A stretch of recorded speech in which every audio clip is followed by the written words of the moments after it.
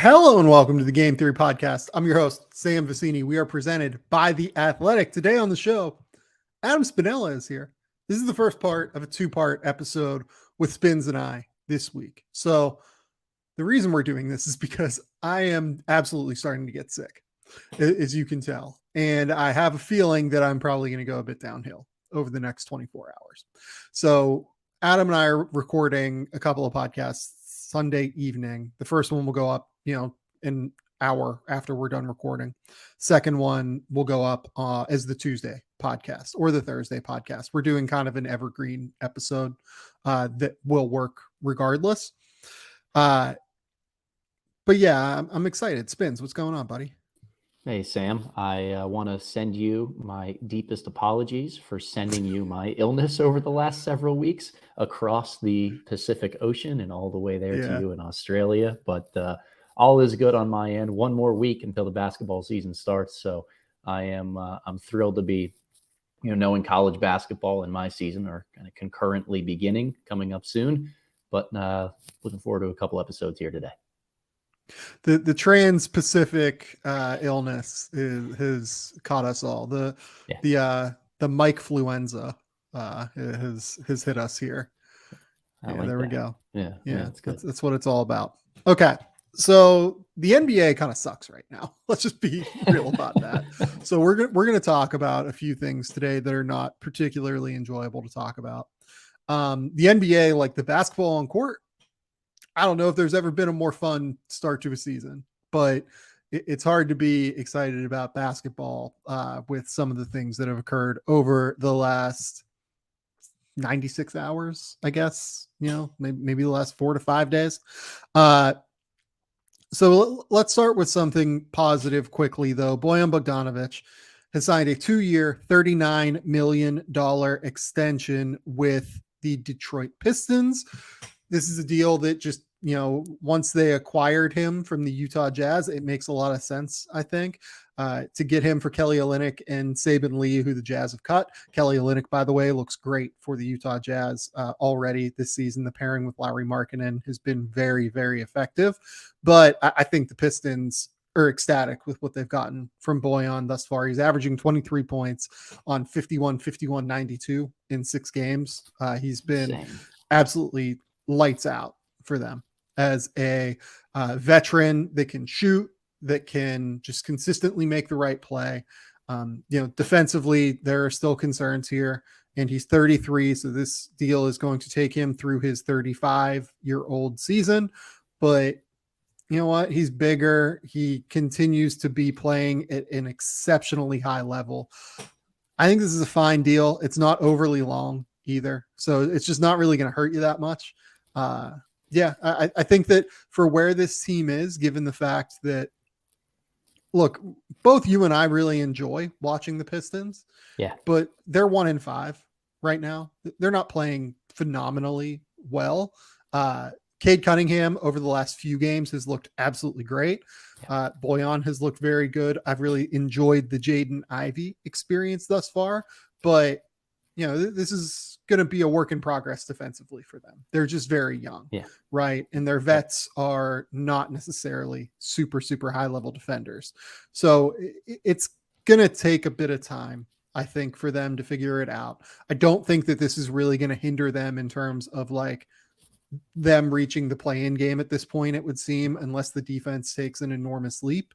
And you now have a vet that's locked in for the next couple of years. And I would imagine that Detroit is trying to win starting in 2023-24. And Bojan, with his floor spacing, with his ability to take advantage of, mismatches in the mid post, his ability to just move the ball and create efficient shots for the offense.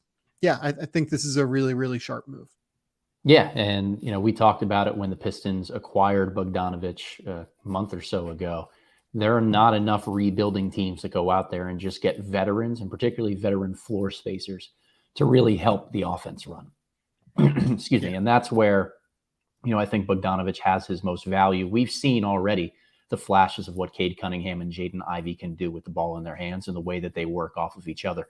But you need floor spacers who know what they're doing, and particularly ones that can give them some positional flexibility, guard more than one type of spot. I think as Bogdanovic ages, he's probably not going to be a very versatile defender. I don't think he's a very above average defender right now, but he's at least able to guard either kind of forward or wing spot.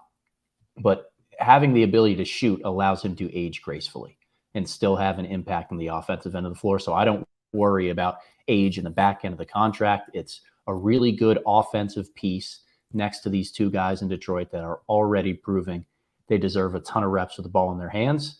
But you're right. This year for the Pistons, like it's just not going to happen. We've seen them completely collapse when Cade and Ivy are off the floor. They just don't have enough on the offensive end, and their defensive structure isn't in place already to survive in those moments anyway. So good long-term move locking him up. But Detroit, more fun than they are good right now. Yeah, I mean, look, the first half against the Hawks over the weekend was awesome from Cade, right? Like sliced up the Hawks, was absolutely terrific. And then they fell apart in the second half, right? Like I feel like it's going to be a flashes season for Detroit, right? We're going to see some really, really high level moments. We're going to see Cade go off for, 27 points or whatever he did in the first half of that game. And then we're going to see, teams adjust and, maybe them not continuing to have an exceptionally high level because they're young. They're still figuring things out. It's fine. I'm not worried about them at all long-term. Yeah. And the other thing with this Bojan deal is this is going to be a movable deal in the last year. If it's 35 million or if it's 19 million, I'm sorry, when he's 35 years old, in what would that be? 2024, 25, the cap's going to move up enough. It won't be in the new TV deal, I don't think quite yet, or at the very least won't be like the highest reaches of the new TV deal. But I do believe that the cap will move up enough to where that's a very easily movable contract if they have to move it as an expiring contract. So yeah, all across the board, I think this one makes sense. Let's move to Josh Primo now. Yeah. So Josh Primo was waived by the San Antonio Spurs abruptly on Friday. And when these things happen, it's always worth waiting to see what the other shoe to drop is going to be. Josh Primo is a guy that was taken 13th overall, 12th or 13th overall in the 2021 NBA draft. The Spurs had begun doing a marketing push behind him this summer, even into the fall, I believe. They picked up his third-year option on October 10th on his rookie scale deal, and then proceeded to have him as a full level part of their rotation on a team that had been pretty competent to this point and still looks pretty competent to this point, as we talked about on the last podcast last week. Actually, you don't just randomly cut a guy 18 days after you pick up his third-year option and you play him 20 to 25 minutes a night and the level is good for a teenager, fine for an NBA player coming off the bench to an extent. So there was always another shoe to drop. The shoe dropped the next day. That, according to Adrian Wojnarowski of ESPN, Josh Primo has been accused of multiple instances of, it seems like, showing his genitals to women, period, it seems like. And then Shams Charania reported that a former staffer was one of those people. A former staffer of the San Antonio Spurs was one of those people. So with that happening, it's hard to keep someone around when they're doing that. Teams have done it, but I think the Spurs obviously made the right move here, releasing Josh Primo. Josh Primo released a statement on Friday night, I guess that was, before the report came out, regarding why they released him, saying that he's taking this time to work on some personal trauma I believe is Yeah. the way that he put it. And I don't want to downplay that necessarily. I'm sure that there could be something there. But obviously it's not a good look in the middle of getting cut unceremoniously by your team that was clearly excited about you 18 days ago, multiple months ago, etc. Right. Just to quote, I know you're all surprised by today's news. I've been seeking help to deal with personal trauma or previous trauma I suffered and will now take this time to focus on my mental health treatment more fully. I hope to be able to discuss these issues in the future so I can help others who have suffered in a similar way. I appreciate privacy at this time. The timing is terrible on that. Yeah. Just don't do that. Yep. Period. Again, like I'm sure there are, I take him at his word that there is previous trauma there, but don't do that. Like not in the middle of this thing that just happened. I think that that's a shit look. Yeah, I mean, Josh Primo, a guy that, patron saint of Matt Penny on this podcast. We have to acknowledge it. Yep. Unfortunately, I don't think anyone saw this coming, but yeah, off the San Antonio Spurs, unclear where his future lies. Yeah. Yeah. And again, there's not much to add on the basketball side of things because it's about, whether you want to call it getting mental health work done on his behalf, just making sure that he's in the right frame of mind to treat everyone around him with dignity and respect whenever, if ever, he enters an NBA locker room, organization, front office again. The one thing for me is we're seeing this a little bit too much in the realm of sports right now. Things that have to do with kind of gender related, sexual relationships or instances of revealing to people of the opposite sex. And it's certainly something that needs to be addressed individually. Well, let's be clear about this. It's not just people of the opposite sex. It's women. Like, sure. Respect women, like, period. Point blank. This is not, yeah. This isn't a hard thing. Respect women, respect them in the workplace, respect them in your personal dealings with them, period, point blank. Like, it's incredibly disrespectful. What Josh Primo is accused of doing. It's sexual harassment. It's unacceptable. Allegedly, I guess we don't have proof that it happened yet, but respect women in the workplace. This isn't that hard. Yep. And my big thing is that we can't become, as fans, as a society, desensitized to it because it is happening too frequently. Like, stand up to it, handle it the right way every single time. My tip of the cap goes to the San Antonio Spurs organization for kind of how they've handled parts of this and at least, moved to this pretty quickly. On the surface, this looks good for the Spurs to cut ties very quickly. I would like to know more about the timeline on when all of this happened. Like I said, they just picked up his option 18 days ago. Is the first instance of this prior to them picking up his option and them not knowing about it, or them knowing about it and doing it? I don't know. I don't know any of this yet. And while on the surface, this looks like a good decision by the Spurs, I do just want to acknowledge that we don't yet have all of the information, and I think we need to hold out on this. Look, I'd be fairly stunned if someone claimed Primo. I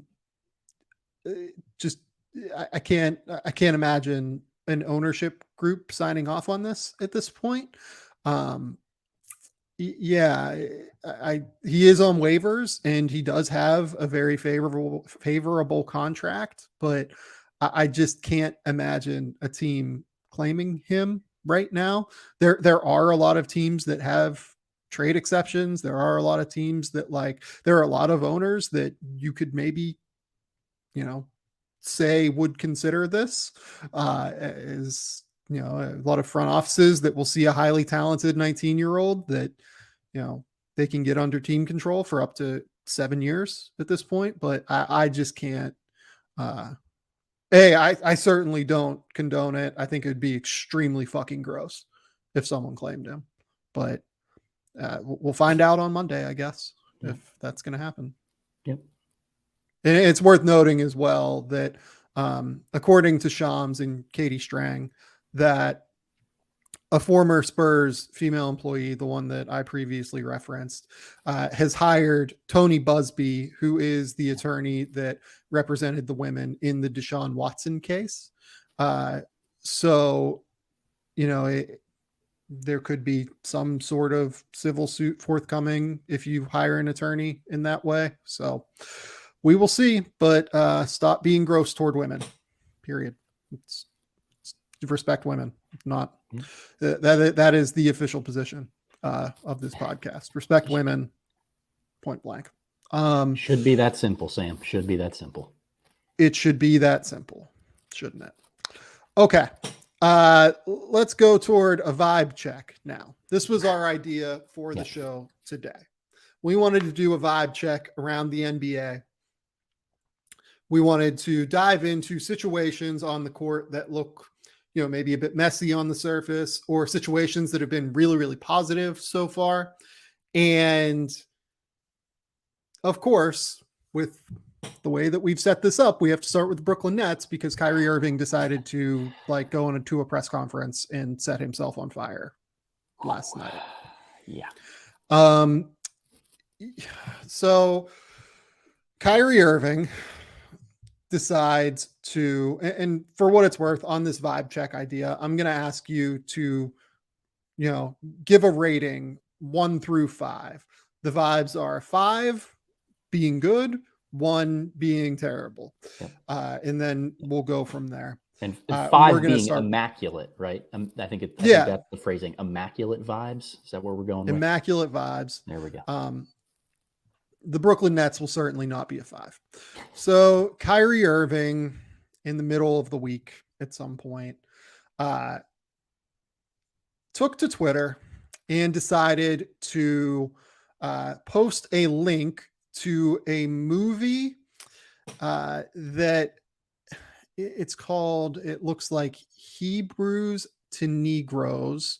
And the whole thing is stuffed with these anti-Semitic just ideas that it's not good. I mean, I'm trying to explain it. I don't know that I want to espouse the idea. I don't even know that I want to say what the ideas are within this, but basically what the issue is that this documentary parrots anti-Semitic tropes, stating that, Jewish people have this outsized, ability to control society, etc. And a lot of other gross things. And Kyrie tweets this out because Kyrie is a noted conspiracy theorist at this point. And people at the first press conference he does since then begin to ask him about it, because of course they begin to ask him about it because he should be asked about this.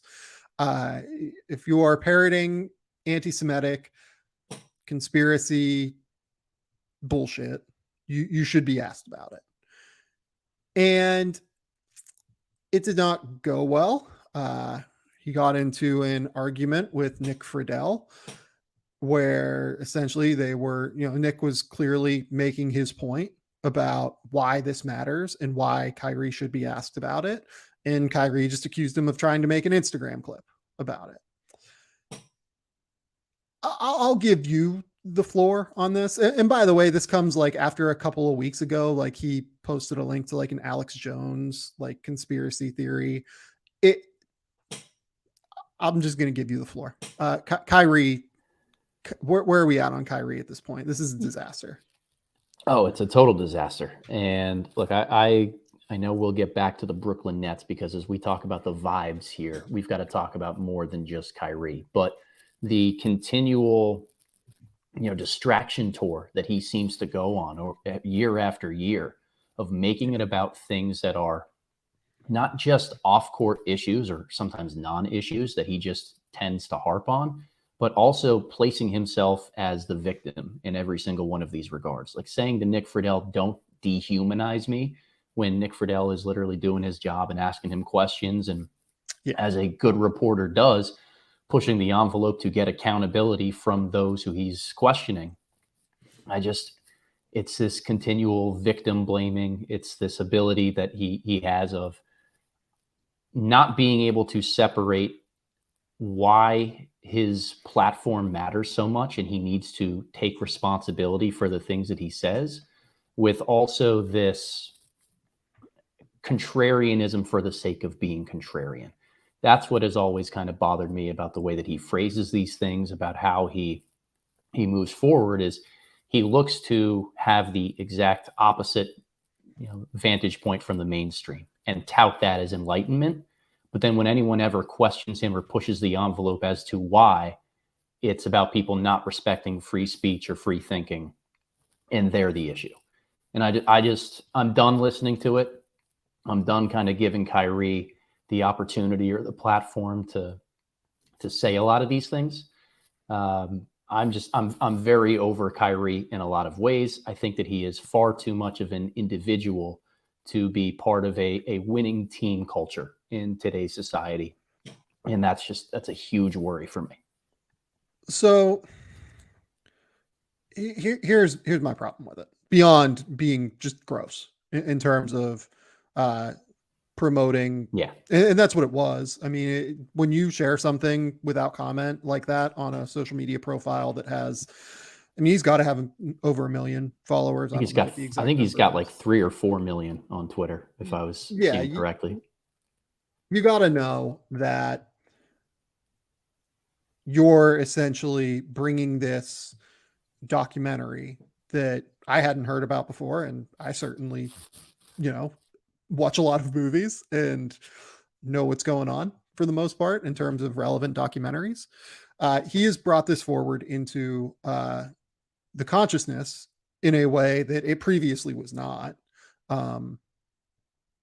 And while we can all denounce it and we can all talk about how gross it is, at the end of the day, if you read any of the comments on any of the Nets reporters' Twitter feeds, if you search Kyrie Irving's name on Twitter, if you read any of the replies that you see to tweets about Kyrie, there is a significant number of people who still defend him and talk about the fact that not necessarily that he might be right, but that why are we asking him about this, and why should reporters be able to do this? So here's kind of my beef with the whole thing. Kyrie will go up in the middle of this press conference to say, I'm in a unique position to have a level of influence on my community. And then he will say, I am no different than any other human being. You guys come in here and make up this powerful influence I have. Kyrie Irving is trying to have it both ways. He is trying to make it seem like he wants to be this influential figure within his community, but also doesn't want the repercussions that come with sharing the things he does in being an influential person and doing something wrong whenever you are an influential person. And that's bullshit. That is absolute bullshit. And there's no room for it in the NBA. Look, the NBA has released a few toothless statements about this. It seems like Joe Tsai, credit to Joe Tsai, owner of the Brooklyn Nets. He at least called out Kyrie in a statement. And I think that's ultimately why this got to the point where Kyrie had to be asked about it. When your owner makes statements saying that he hopes that you use better discretion in these circumstances. I mean, it's gross. It's just extremely gross. The way Kyrie handled that press conference after Joe Tsai having that statement clearly shows that he has no remorse. He has not thought about the power of his influence and all the millions of followers and the people that take after his word and view him as either a source of information or someone who they just respect. And it's disgusting to me that he doesn't have that type of awareness of his own influence in those regards, particularly after we've seen, everything that's gone on with Kanye West and the rise of anti-Semitic tropes that come up as a result of that over the last week or so. Come on, Kyrie, you have to pay attention to this stuff if you're going to talk about yourself as having a unique level of influence. It's bullshit is the best word for it. He is a bullshit artist. He's continuing to bullshit, and he is completely trying to avoid consequences and accountability for any of the damaging opinions that he holds. It's crap. I think that's dead right. He is trying to avoid any sort of accountability while also taking on this faux level of accountability for his community. And here's why, even to a greater extent, this is important. Kyrie Irving is a vice president of the NBA Players Association. Yep. And regardless of him thinking that he's just speaking for himself, when you hold a position of power within the Players Association, you should be, not to say that Kyrie wouldn't be held to a higher standard if he was just making these statements on his own, but as a leader within the Players Association, you should be held to a higher standard. Kyrie Irving, I think, should, at the end of the day, be held to a standard that is higher based off of his profile. This is a guy that has sold a remarkable number of shoes for Nike and has built a very large following via that and via his play on the court. Should be held to a higher standard there, should be held to a higher standard by the players for this. Within their organization, they should be holding Kyrie's feet to the fire at this point. And that's why at the end of the day, look, I don't really care what Kevin Durant thinks of Kyrie. I don't know that we need to grill Kevin Durant about what Kyrie is doing, or grill anyone else on the Brooklyn Nets about what Kyrie is doing. But we do need to get an understanding from the Players Association that this person in this position of power within the association does not stand, or the association does not stand for this in some way. I do frankly hope that Kyrie loses his vice presidency within the Players Association because of this. I think that he does not deserve to have that platform at this point, and does not deserve to have that degree of influence over the rest of his peers as a leader within that organization. Yeah. The last thing that I would add here with Kyrie and why it's kind of so dangerous that he continues to espouse the things that he does is that he has this paranoia of being silenced, of people trying to tell him what to do and what to think. And the danger in that is when you say something is outlandish, flat out wrong, irresponsible as he has, when people try to correct you, it only pushes you deeper into feeling that you're being silenced, that you're being conspired against, that you're being dehumanized, to choose his language there. And because of that, you can't let this linger and go further and further, because it's only going to push him into deeper and darker kind of areas and thoughts. It needs to be addressed by the Players Association now. Well, let's be clear about this too. The reason that this matters is that it has been shown within studies by Jewish organizations, the Anti-Defamation League, places like that, that when people espouse these beliefs in public platforms, it results in Jewish people being persecuted in one way or another. And that is bullshit. That is why this matters. That is why this person espousing these beliefs is actually dangerous, because the end result is that this actually does have an impact on the daily lives of people within the community. Yeah. So, yeah, look, Kyrie is he's a great basketball player, but he is just an absolute fucking disaster show in terms of what he brings to the NBA, I think. So, okay, let's talk about the Nets in general. Let's kind of move beyond Kyrie at this point. Yeah. So the Brooklyn Nets are sitting with a record right now. I believe they're 1-5. Yeah. Of 1-5. Yeah. This is the second 1-5 team that we've talked about. I believe they are tied with Pistons for the worst record in the East, right? Yep. It's hard to find the floor for how bad this could get, I think. If we're doing a vibe check, this is a 1. This is the worst vibes in the league by far. This is a 1. And it would be close to a 1 even without Kyrie at this point. This is a situation where this team can't defend. Like they just don't really have a chance any night. Kyrie, Joe Harris, all of their perimeter defenders really outside of Royce O'Neal are really struggling to stay in front of anybody.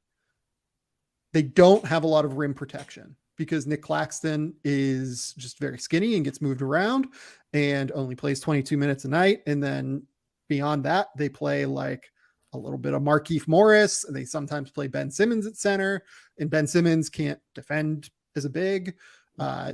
There's just not really a way that this team can defend right now. They are rudderless on that end. Yep. And the numbers show it at the end of the day. This team is currently 30th in the NBA with a defensive rating of 122.4. And that is an enormous number. Yep. And that's 5 points worse than the last placed team a season ago, Portland. I've got a piece coming out Monday morning, Halloween morning, on the Brooklyn Nets defense. So really timely to be having this conversation. It's red flags all over the place with this defense right now. Like historic levels of bad through only 6 games. You don't want to overly hit the panic button that early, but after watching their game against the Indiana Pacers over the weekend, they don't do one thing even average. Every single part of their defense is flawed and struggling right now, and it's both scheme and personnel and attention to detail in so many different areas. Like they can't stop anybody, Sam. It's rough.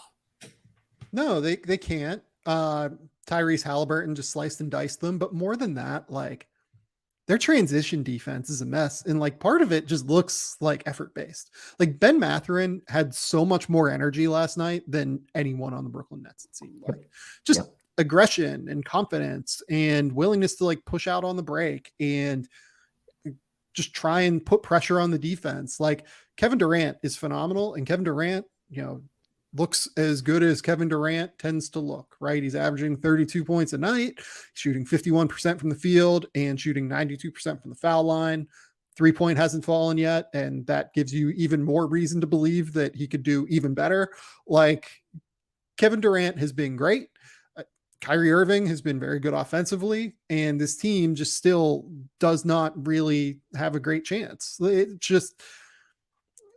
they have no real energy giver. I feel like they might have been hoping for Ben Simmons to like come back and like just give them like that bounce, right? That he wanted to prove people wrong.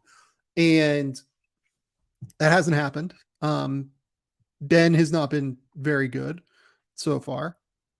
No, I'm still waiting to like see, what this looks like in maybe 25 games on Ben, get him back in game shape, totally get him used to the speed of the game again, see what things look like. But undeniably, he's been pretty rough so far.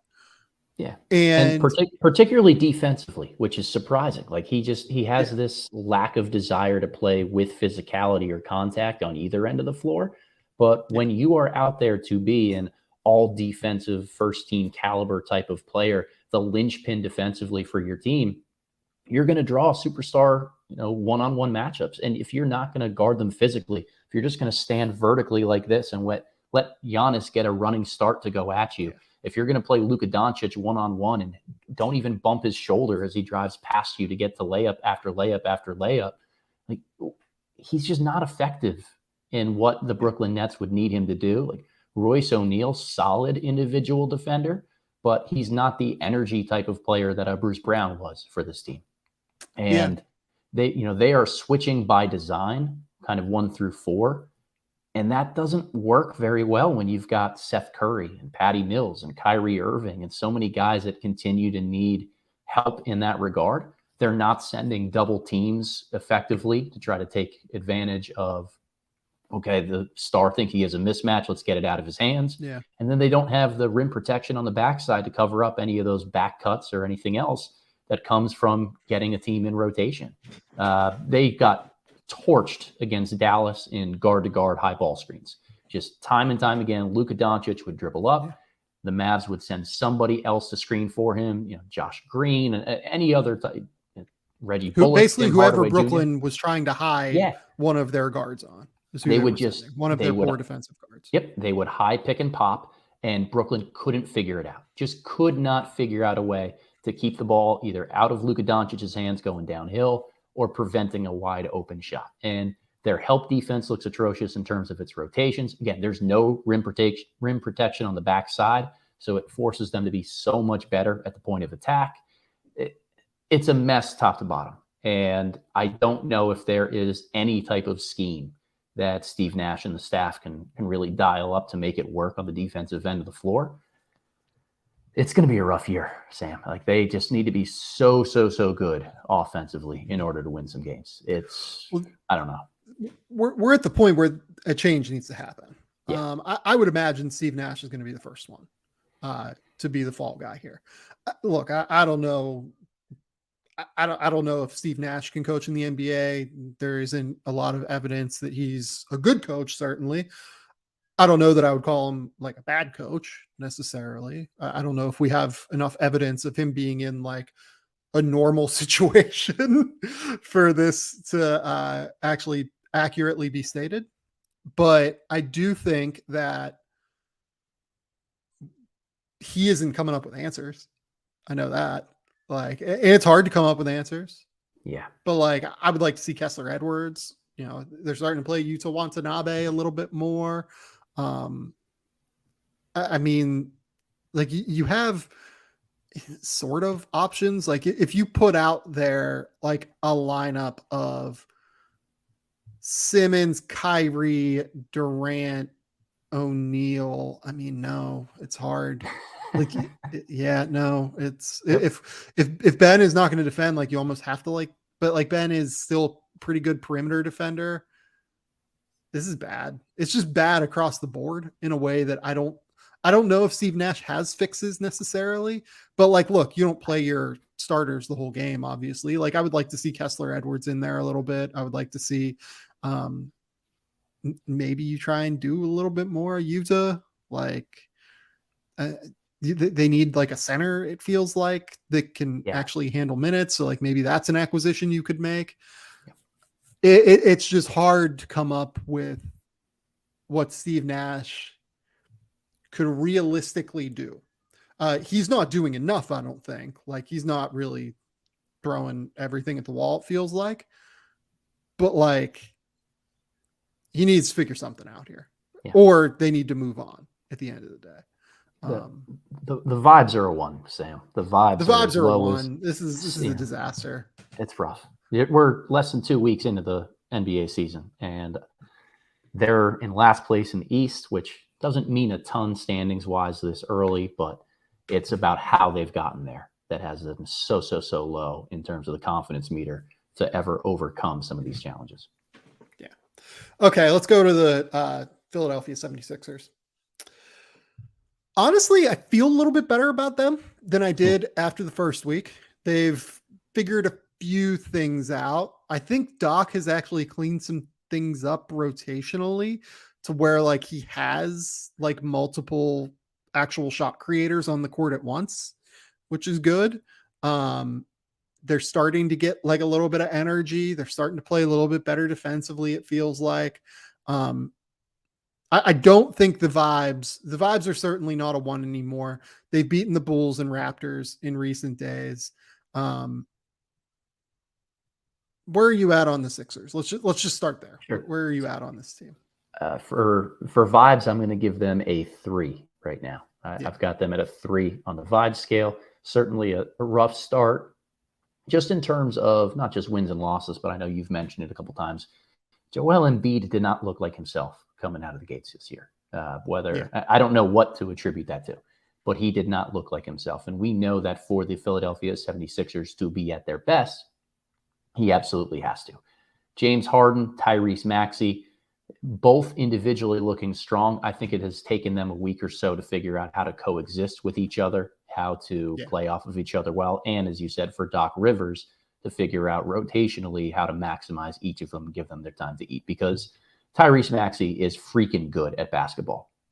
And that is what's going to ultimately take the 76ers to that championship level this year. It's not just how Embiid plays and whether Harden's in shape, but if Maxey can be a third all-star type of player, they're going to have enough offensive firepower to hang with anybody that they play. And he went off against, I believe it was Toronto or this week, where he had 44. Just he looked great. He couldn't miss a shot, making floater after floater, dependable in that mid-range area. We know he's a willing defender at the point of attack. Like Maxey is the guy that is single-handedly raising the vibes.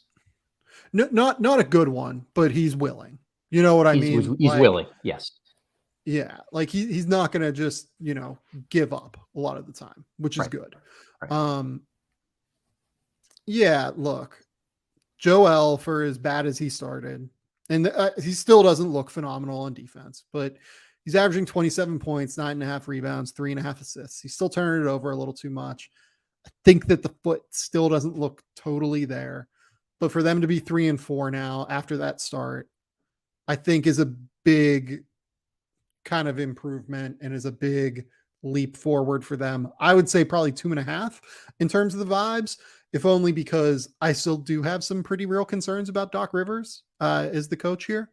And I have some real worries about where this team is headed. If Doc can't quite figure out how to get the most out of their offensive abilities,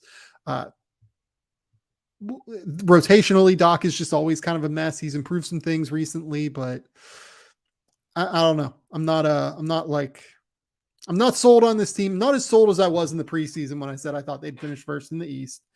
I do think that this team is loaded with talent. I think you're right that Maxey is just like lifting the vibes to a substantial level. I will also note, I think DeAnthony Melton just giving them energy is a big help as well. He's been good so far this year. I would say 2.5 on the vibes and rising for sure. That's fair. Okay. Los Angeles Lakers. Oh, not a 2.5 or a 3. I can't go as low as the Nets. I think I'm going to say 1.5 on the Lakers. The problem with the Lakers is that I don't know where they're going to get the offense. I just don't at the end of the day. I think they've actually been okay defensively. I think that they're going to be good defensively. They have Pat Bev to lift the energy. They have Anthony Davis, who's one of the best defenders in the league. LeBron's just sheer presence there is helpful because he's really smart, even if he's taking a few possessions off here and there because he's a little bit older. Austin Reeves is a good defender. Juan Toscano is a good defender. They just don't have the shooting. This is the NBA at this point is in so many ways, as I talked about with Mike Prada on the last podcast, it's a shooting league. And if you don't have shooting, you are at a substantial disadvantage. And this is one of the worst shooting teams I've seen in a while. This isn't just your run-of-the-mill bad shooting team. This is one of the worst shooting teams in the last 5 years. Maybe one of the worst shooting teams in the modern era of the NBA over the last 8 years. So they need to figure something out in terms of a deal that they can make that at least addresses that. I do wonder if there is a question of like, when does it become too late to make a deal? I don't think we're there 5 games into the season, but I also think they should make a move like sooner rather than later. If they don't make a move, though, this is potentially not a play-in team, realistically. Like, Rob Pelinka has done a horrible job with this roster. I have not seen Anthony Davis look kind of. I saw a couple highlights circulating the rounds online the last couple days of early career Anthony Davis and how explosive and energy bound he used to play. And he doesn't look like the same player in that regard offensively, but it's always going to be about the star fits of your best players and the roles that you ask role players to be in around them.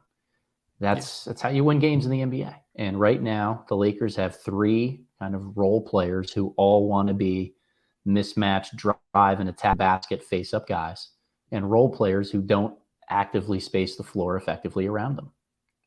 And it's so hard to make all of those pieces fit. Like, they look good defensively. I don't know if I'd say great, but they look good right now for an early season team with a couple newer pieces in there. They look good, but they can't outscore, anybody.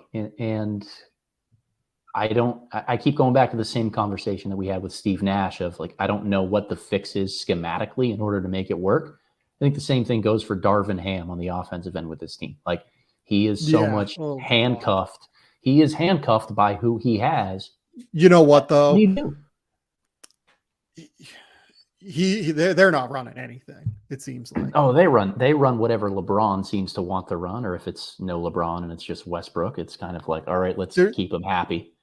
There's just like no level of we're executing like I don't know what their plan is. You know what I mean? Like, typically teams, like, you can see like Golden State, they want to move the ball, right? Dallas is going to run like a very, high level, high ball screen offense where they're going to try and get mismatches for Luka. I don't know what the Lakers are trying to accomplish on that end, I guess would be my point. Yeah, even Toronto's trying to, they're not really doing it as much this year. But they do still try and get out and transition as much as they can with their athletes, create as many opportunities as they can that way. Their pace is diminished this year. Yeah. They're doing it a little bit less, but they still want to try and create as many easy buckets with their length and ability to get down the court as they can. I don't know what the Lakers are doing. I don't like know what the plan is. I don't know what their identity is offensively. And I think that goes beyond the shooting even. And I do think that is something that I will lay at Darvin Ham as a question early in his coaching career as a head coach. I don't know what their plan is on offense at this point. Yeah. And, this shows, for as much as we talked about, the Nets being horrible on defense, right? So the Nets have a 122.4 defensive rating. The team that is, in 22nd in defensive rating right now is the Houston Rockets. They're at 116.2, right? So like a 6-point difference in that. The Los Angeles Lakers right now are 6.6 points per 100 possessions worse than anybody else in the league offensively. This is a team that has LeBron James on it. That goes beyond shooting to me.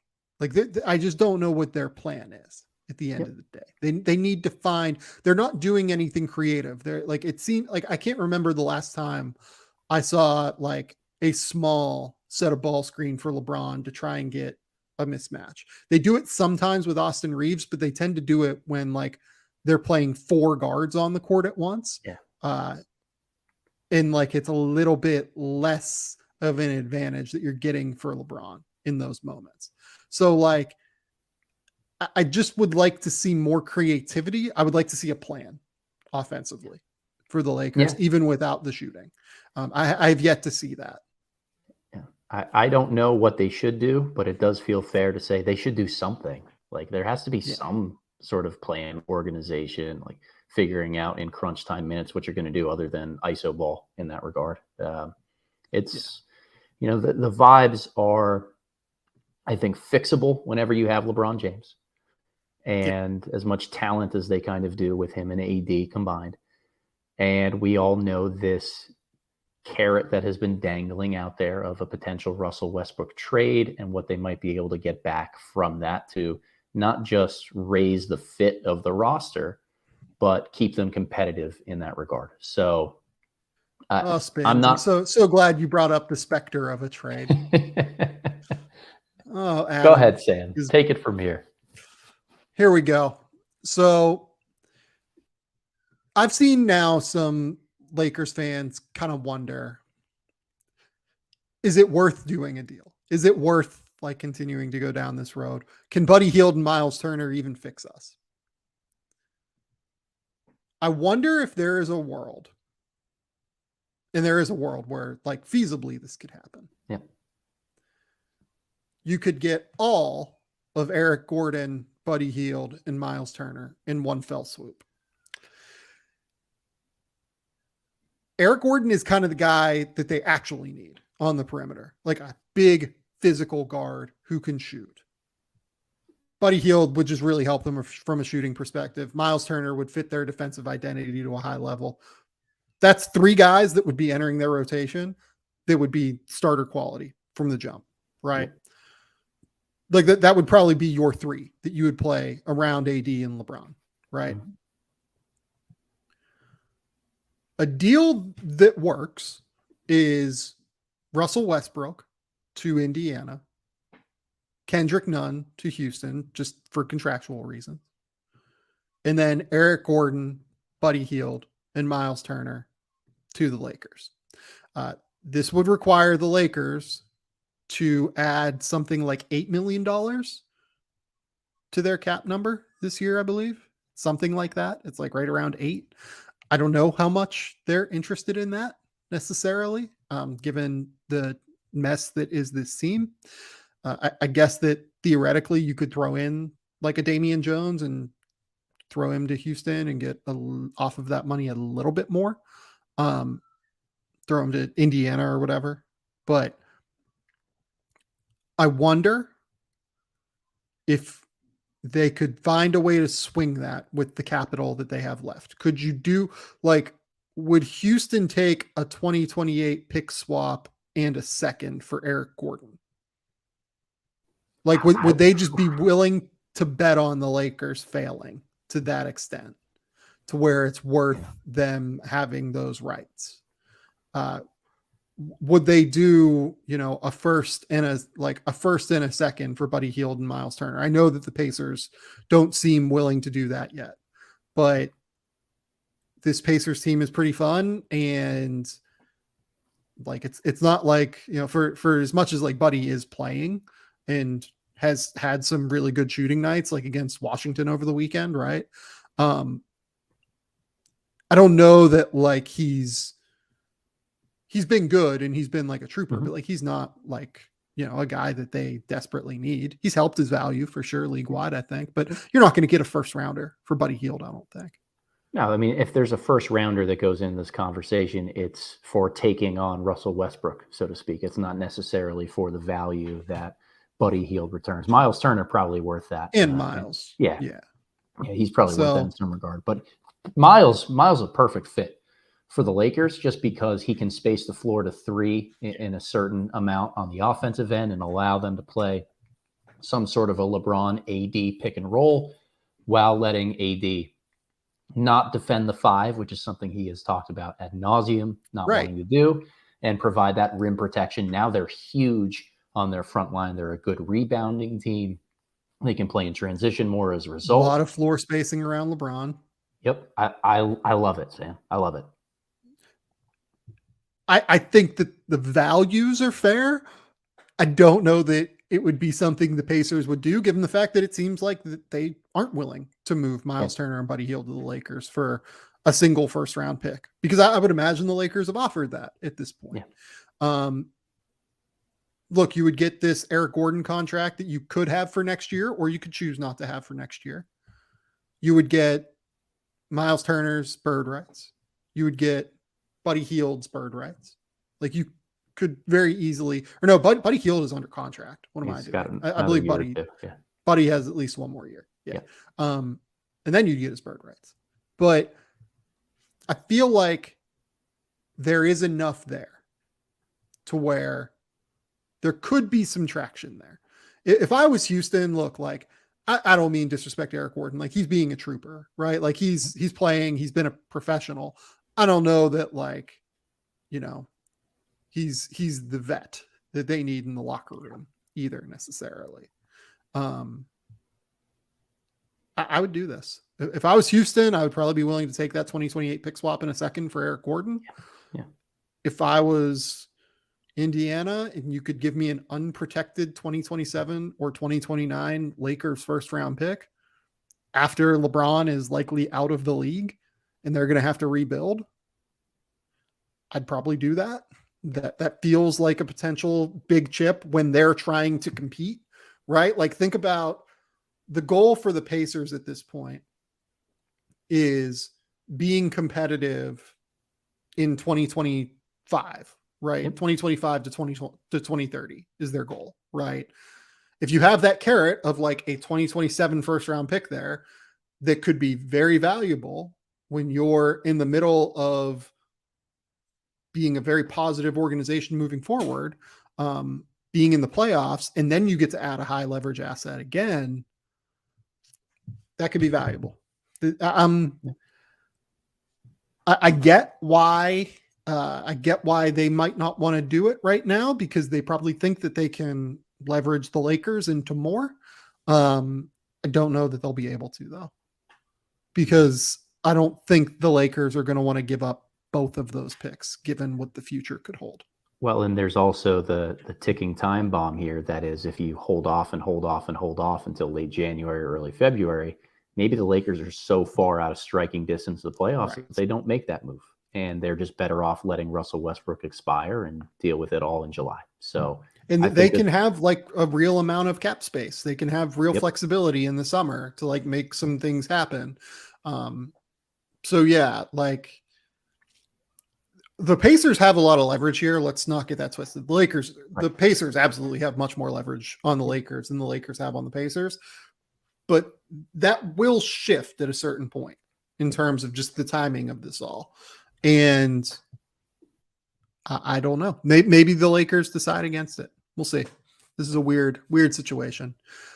Yeah. Where do you want to go next? Let's find some. Yeah, 1.5. I think for the Lakers can't be worse than the Nets, but the vibes are not great right now for as long as.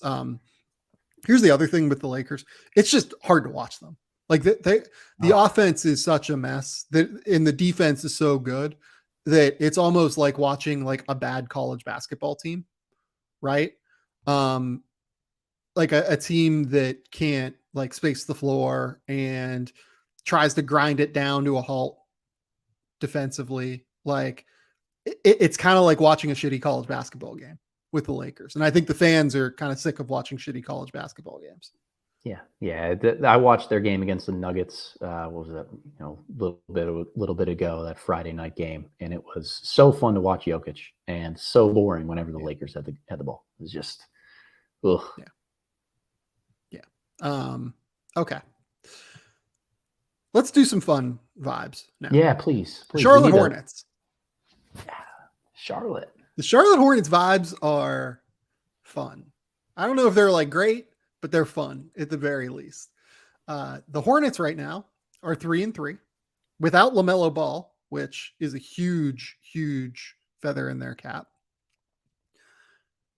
Terry Rozier has only played 2 games. Gordon Hayward is averaging 20 points, 5 rebounds, 4 assists. PJ Washington dropped 31 last night. Dennis Smith Jr. Yeah, baby. is my favorite story in the NBA right now. Yep. Because this is a guy that is on basically his last chance to be a real NBA player and is coming through. He's playing with desperation, it seems like. He's playing with real aggression. And you can see it on the defensive end too. Like he's playing really, really tough on that end. I love it. This is a fun team. They're a much more fun team to watch than I would have ever envisioned. Yeah, it was an awesome win for them over Golden State. That overtime game on Saturday. Part of that was Golden State didn't really play well, but Charlotte rose to the occasion. PJ Washington was fantastic. Dennis Smith was fearless on both ends of the floor, going right at them offensively and getting to the basket at will, and then defensively putting the clamps on Steph when it really mattered most. But I'm a big Teo Maledon guy. Seeing him kind of resurface here and find a couple minutes and impact knocking down some shots has been huge. Like they're that group of misfits that everyone, myself included, had been counting out a little bit more. And they're piecing it together, and they're finding ways to just be competitive, play as hard as they can, despite what might be a real talent gap between them and a lot of teams they face on a nightly basis, and just figure it out enough to win games. It's fun. It's a fun team to watch right now with just the intensity that they play with, how hard Dennis Smith Jr. is taking every single opportunity to prove that he belongs in this league. It's been a great story, Sam. And Dennis Smith, he belongs in this league. I think we've seen enough over the last week or so to say that he's an NBA caliber point guard. Yeah. No, I agree. We'll see where it lands. Like, he might not be a starter, but if he keeps shooting like off the catch in the limited number of shots he takes, maybe he is. Dennis Smith is young. He's still 24, I believe. This is his fifth NBA team. He hasn't really had like a stable situation. He hasn't, he got traded very early from Dallas to New York and got hurt. He's dealt with some tragedy since he's been in the NBA. I love that he's getting this opportunity. It's amazing to me. It's absolutely incredible. The other guy we haven't mentioned for Charlotte is Nick Richards. Yeah. Ooh, Nick Richards has been great so far. And we're going to talk about Dennis a little bit more on the podcast later this week with Schindler. But Nick Richards has been great so far. He's been awesome. He is crashing the offensive glass aggressively. He is being a very solid impediment defensively on the interior. He just kind of, he's that energy big that you hope for. He's so athletic, obviously, that at 7 foot tall, he can just like make an impact that way. But I think that last year when I watched him, he had good moments, but he looked a little bit lost from time to time. He doesn't look lost anymore. It feels like Steve Clifford and that staff have really done a good job of kind of simplifying things maybe for him in a way that has led to great results for the Hornets so far. He's huge, he's bouncy, and he's a rebounding machine. And that's, Steve Clifford loves that in his bigs. Be dependable on the defensive end of the floor, clean up the glass. That's one thing that Steve Clifford teams always do really well, which is defensive rebound. And he's going to be a good, role threat for LaMelo Ball whenever he comes back. I think he's a good pluck by their organization for a rotation caliber big. Now, they've thrown like 7 or 8 darts at the dartboard in terms of big men over the last couple of years, where you hope that 1 or 2 of them are going to stick. But they're winning games. Smith, Hayward, Washington, Richards, like everybody, all these guys, not just playing their part in order to win games, but proving that they are better than we thought they were in terms of where they should be slated in an offensive rotation. And that's been a huge positive for Charlotte. Yeah. Portland Trailblazers. Yeah. The vibes for the Blazers are strong right now. I would say the Hornets, for what it's worth. I'm sorry. We didn't give a number on the Hornets. 3.5? Yeah, 3 to 3.5 for me. I think that it's still that element of realism of like waiting for it to come down to earth a little bit more that drops it closer to a 3. But fun start to the year. Always love the way that they play. 3.5. I'm good with it.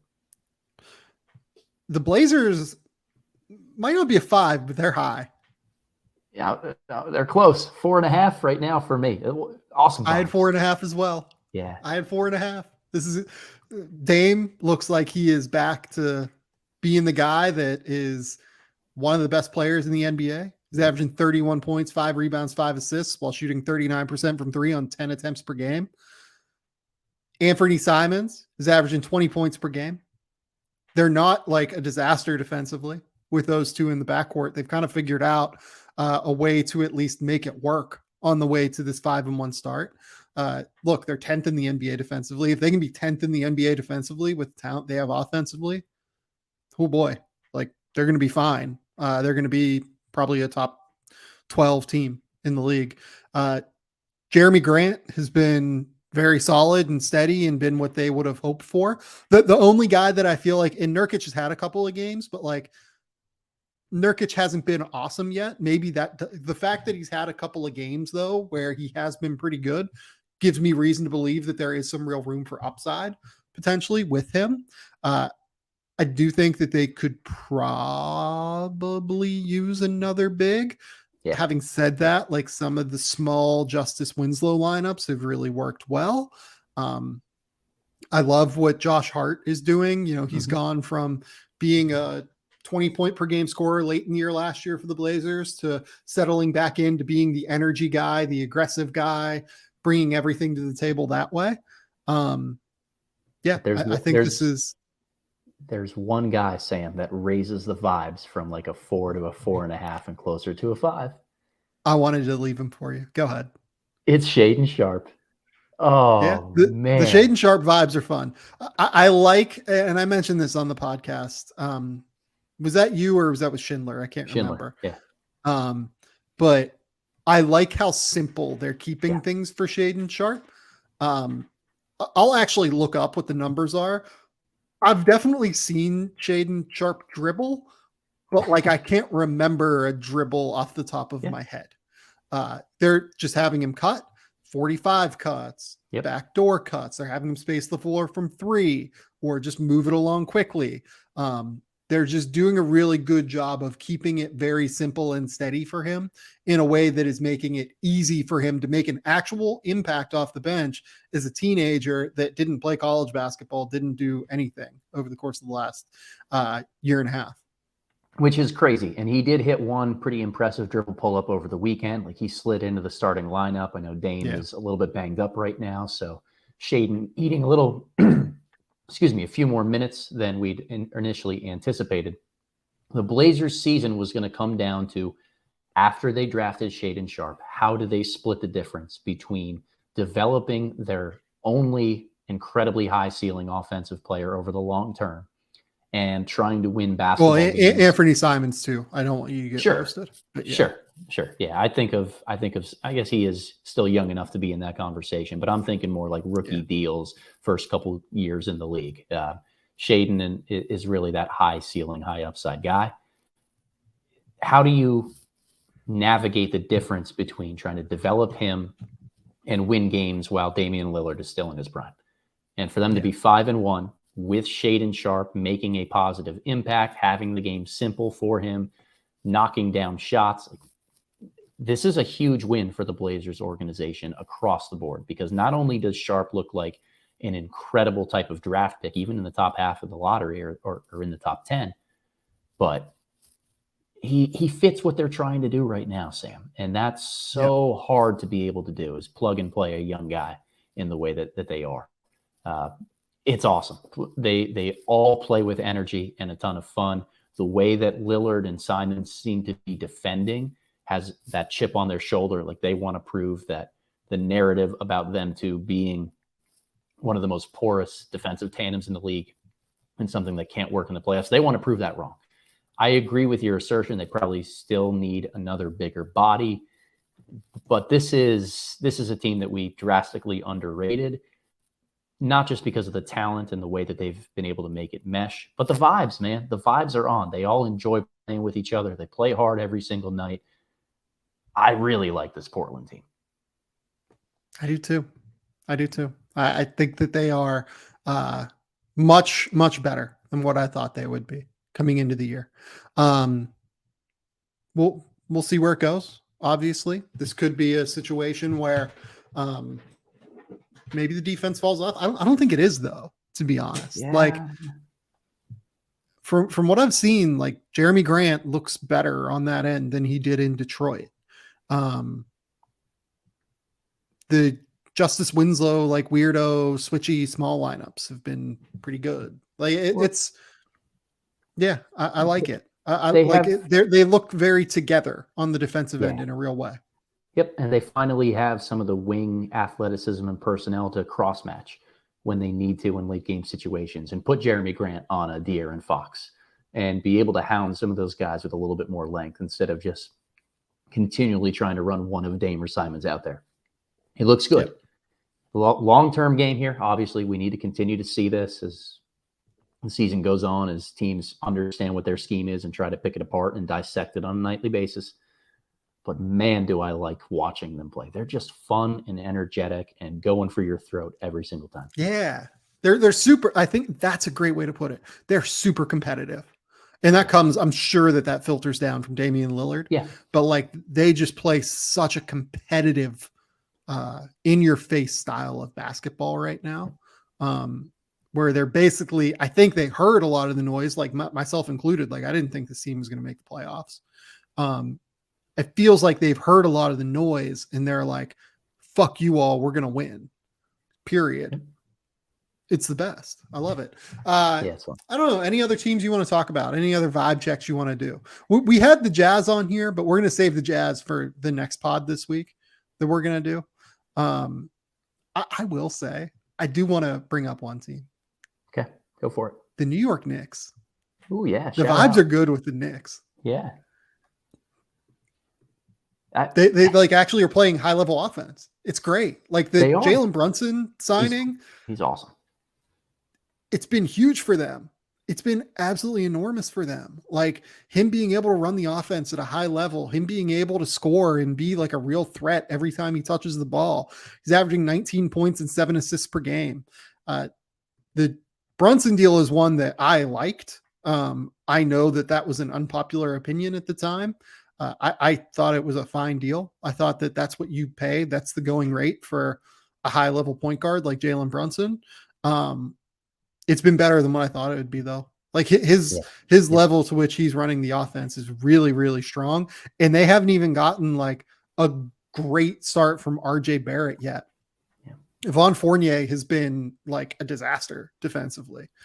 Anytime I've watched him, like this team is deep. They're young, they're athletic, and they have a real point guard now. This team has a real shot to like be a really fun watch by Tibbs team standards late into the year. 3.75 on the vibe scale. I like, like it's not quite like, oh my God, this team's a contender. Like this team is definitely a playoff team. They're pretty fun though. I enjoy watching the Knicks. Yeah. The key word that you hit on there is young, Sam.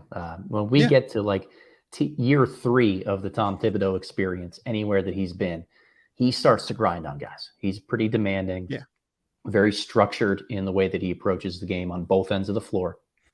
And I think that a young team just doesn't know any better, right? Like there aren't all of these veterans that have gone through it in all these other places that have seen some of the looseness that other programs might be able to have. Like to them, this is just how you play NBA basketball.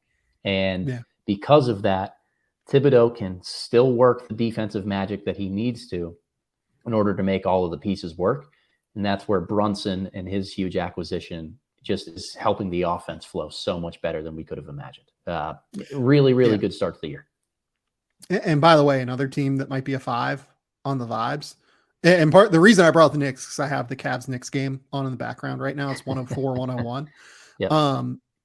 With like 5 or 6 minutes left in the third or left in the fourth. The Cavs are 4 or 5. The Cavs are somewhere between 4 and 5 on the vibe scale. Maybe 4, maybe another 4.5 for the Cavs. Maybe a 5 on the vibe scale, honestly. Donovan Mitchell's a 6 himself. He's so good. Yeah. Yeah. Donovan Mitchell has been everything that they could have asked for and more. This team is still winning without Darius Garland. They just are so deep. Every single like game, they're going to get some sort of high level impact from a guy that we consider a role player, right? If it's not Karis LeVert going for 40, it's like Kevin Love is tonight where he's got 7 threes and has 26, right? Like it's a really, really fun group. If it's not Jared Allen playing well. It's Dean Wade knocking down 5 threes and having 19 points like he does tonight, right? And looking like a legit potential starting 3 for them moving forward, even when Darius Garland comes back. So we'll see what they do defensively with Garland and Mitchell in the backcourt long term. But everything that we hoped the Cavs would be, they have been so far. This is a 4.75 on the vibe scale, I think. Yeah, I'm slightly lower. Like I'm at like a 4 to 4.25, just because I still want to see how it looks when Garland's back and healthy. Until that really happens, it's going to be hard for me to dive fully in. But I will commit to this here tonight on the Game Theory podcast with Sam Vecini, that if these vibes continue and they keep winning games with Garland and Mitchell, and there are no defensive questions in that backcourt, I'll give 5. I'll do it. I'm excited.